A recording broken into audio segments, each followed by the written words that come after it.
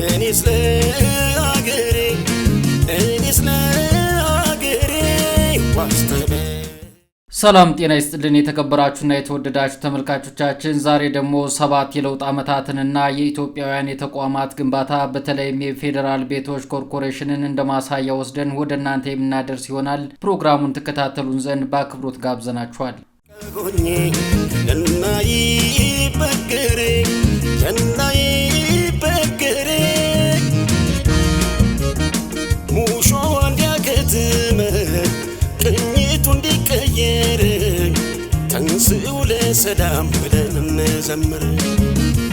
ሐዘኗ እንዲያበቃን ቅኝቱ እንዲቀየር ተንሥኡ ለሰላም ብለን እንዘምር። ሀገር ከድህነትና ከኋላ ቀርነት በማላቀቅ በአዲስ አስተሳሰብ አዲስ ትውልድ የጀመረው ሀገራዊ ለውጥ ነው 7 ዓመታት ሆነው። ሀገራዊ ለውጡ መዳረሻው ግቡ ደግሞ ሁለንተናዊ ብልጽግና ነው። በዚህ ታሪካዊ የለውጥ ሂደት አይቀሬው ብልጽግናውን ለማድረግ ጠንካራ ተቋማት ቁጥራቸው እንዲበረክት የለውጡ መንግስት በትኩረት እየሰራ ይገኛል።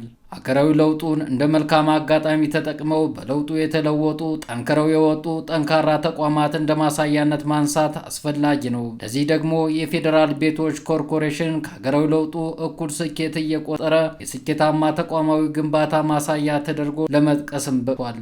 የመጋቢት ወር የፌዴራል ቤቶች ኮርፖሬሽን አመራሮችና ሰራተኞች ድርብ ድል ነው። ከጽናትና ተስፋ መቁረጥ ወደ ብርሃን የመጡትን ታሪካዊ ዕለት በመሆኑ በኮርፖሬሽኑ ማህበረሰብ ልዩ ቀን ተደርጎ ይወሰዳል። ለውጡ ሁለንተናዊ ነውና የፌዴራል ቤቶች ኮርፖሬሽን ከነበረበት ድንዛዜ የቀሰቀሰው ለውጥ ነው። ተቋሙ የነበረበትን ሁኔታ ከፈጣኑ ሀገራዊ ለውጥ ጋር አብሮ የማይሄድና ኋላ ቀርነትና ወቅቱን ያልዋጀ ተቋማዊ ቁመና ውስጥ መሆኑን የሀገራዊ ለውጡ አዲስ እሳቤ በግልጽ አሳይቷል። የሀገሪቱ የለውጥ ፍሬ ለመሆንና ከፈጣኑ የለውጥ ሂደት ፈጥኖ ካልተሳፈሩ ፈጣኑ የለውጥ ሂደት አንዴ ካመለጠ እድሉ ደግሞ አይገኝም። መሳፈሪያ ትኬቱ ደግሞ አዲስ ሀሳብ ነው። ኮርፖሬሽኑ ከነበረበት ውስብስብ ችግር አንጻር ደግሞ ሀገራዊ ለውጡ የወለደውን አዲስ ሀሳብ የተቋሙ ችግር መፍቻ ቁልፍ ሆኖ በመገኘቱ ፈጣኑ የለውጥ ሂደት ውስጥ ራሱን አስገባ። መጋቢት ወር 2010 ዓ.ም የመጣው ሁለንተናዊ ሀገራዊ ለውጥና የሪፎርም ውሳቤ እንደ ሀገር የፈጠረውን ብርሃን ጠንካራና ስኬታማ ተቋም እንዲፈጥር በእጅጉ የሚያበረታታ ነው። ሀገራዊ ለውጡ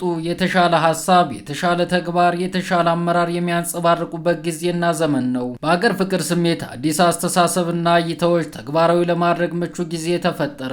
ተቋማት በታሪክ አይተውት የማያውቁትን ተቋማዊ ነጻነት ተጎናጽፈው ከግለሰባዊ ቁጥጥርና ክትትል እንዲሁም እኛ ሳናውቅ ስለምን ሰራ ስለምን ተሳካለ የሚል የምቀኝነትና ስልማዳዊ አሰራር እስከ ወዲያኛው እንዲያከስም አደረገ። ሀገራዊ ለውጡ የተቋማት መሪዎች አሰሪና መመሪያ አይፈቅድም እያሉ ህዝብና ሀገርን የኋላ ሲመሩበት ከነበረው ኋላ ቀር እሳቤ የገላገለ ሁለንተናዊ ሀገራዊ ለውጥም ሆነ።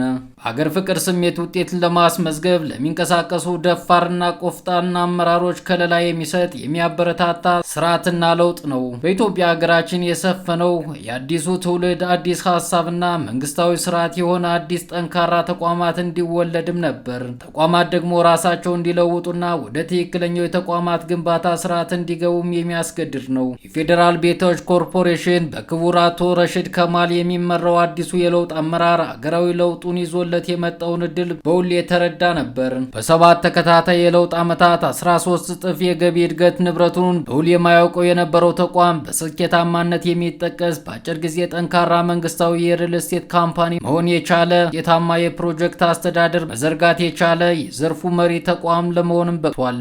እነዛ አሮጌና እድሜ የተጫናቸውን ህንፃዎች ከማስዋብና ከማሳደስ አልፎ በህንፃና ቢሮ ማዘመን አንቱ የተባለ ተቋም ለመሆንም በቅቷል። በከተሞች ከሚስተዋለው ሰፊ የመኖሪያ ቤት አቅርቦትና ፍላጎት ክፍተትን ለመድፈን የሚያስችል ቁመና በመፍጠር ላይ ያለ ተቋም ለመሆንም በቅቷል።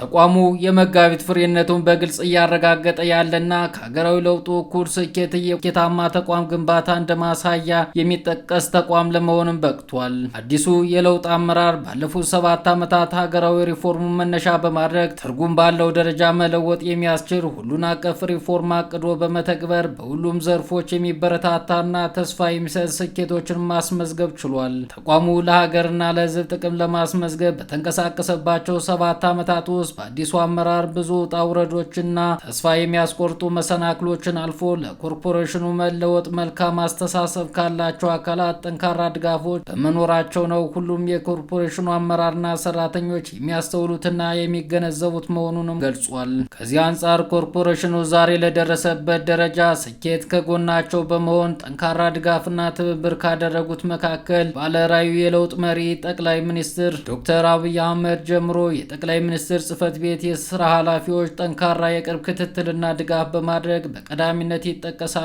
ብሏል። ተቋሙ በዚህ አስቸጋሪ ነባራዊ ሁኔታ ውስጥ እያለ መንግስት በየጊዜው እየጨመረ የመጣውን የቤት እጥረት ለማቃለል አጋዥ ይሆን ዘንድ ለተቋሙ ልዩ ትኩረት በመስጠት በአዲስ መልክ እንዲደራጅ በማድረግም ለ28 ዓመታት ቁሞ የነበረውን የቤት ግንባታ ዳግም እንዲጀመር አዲስ ተልዕኮ ተሰጥቶት ከቤት አስተዳደር በተጨማሪ የቤት ልማት ላይ እንዲሰማራና ተልዕኮውንም በብቃት እንዲወጣ መንግስት አዳዲስ አመራሮችን በመመደብ ወደ ስራ እንዲገባም አድርጎታል። በዚህም መሰረት አዲሱ የለውጥ አመራር ባለፉት 7 ዓመታት ሀገራዊ ሪፎርሙን መነሻ በማድረግ ተቋሙ ትርጉም ባለው ደረጃ መለወጥ የሚያስችል ሁሉን አቀፍ ሪፎርም አቅዶ በመተግበር በሁሉም ዘርፎች የሚበረታታና ተስፋ የሚሰጥ ስኬቶችን አስመዝግቧል። ይህ የተቋሙ ስኬት የተጸነሰበት ሀገራዊ ሪፎርሙ ሲሆን አመራሩ ለተቋሙ ለውጥም ቁርጠኛ መሆኑን ያስቀመጠውን ራዕይ እውን ለማድረግ ከፍተኛ ጥረት አድርጓል።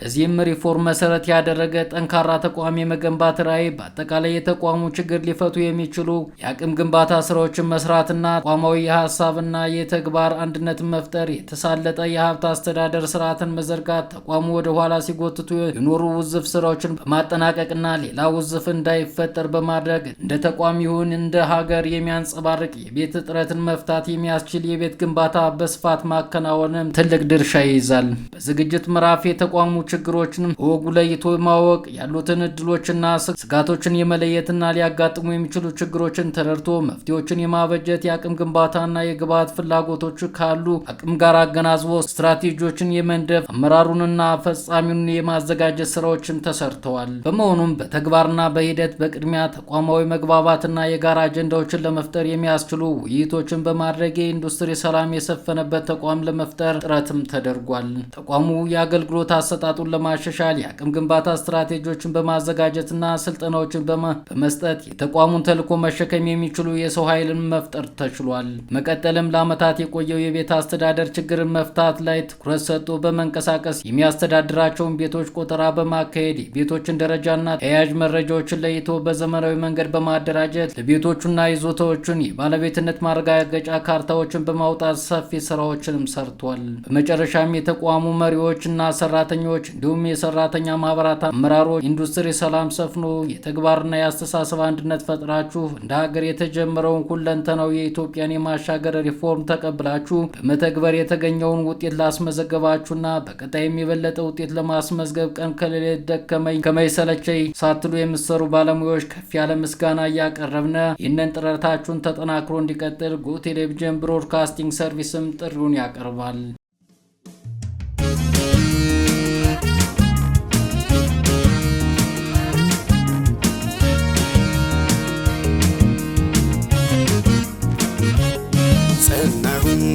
ጸናሁኝ እኔስ ለአገሬ ዋስተበቃ ሆኜ እንዳይበገሬ ሙሾ እንዲያከትም ቅኝቱ እንዲቀየር ተንሥኡ ለሰላም ብለን እንዘምር። ሐዘኗ እንዲያበቃን ቅኝቱ እንዲቀየር ተንሥኡ ለሰላም ብለን እንዘምር።